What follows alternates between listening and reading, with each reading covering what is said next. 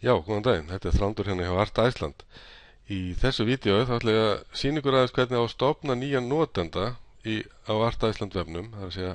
fyrir listamenn. Hér,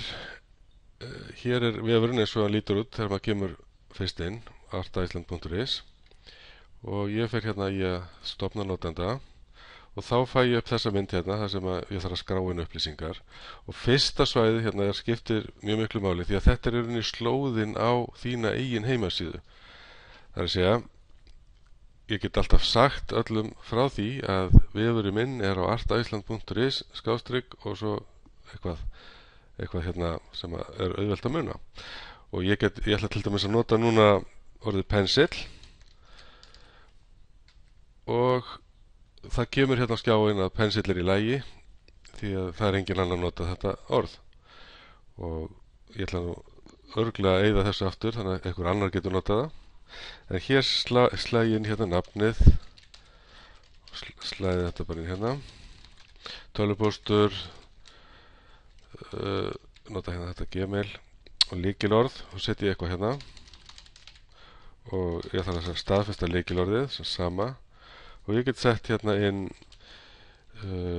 vefslóðina hjá mér, einhvern annan vef sé ég með, og ég get sett hérna inn hversu reglulega að senda upplýsingar athugasemdir. Þetta er svona ekki alveg komið í gang, og ég set hérna inn kyn og land, og ég þarf að gera skoða skilmála og stofna aðgang, opna hann. Það þarf að passa upp á að þessi tölvupóstur gæti lent í einhverjum ruslpóstsíu, en hann á að skila sér innan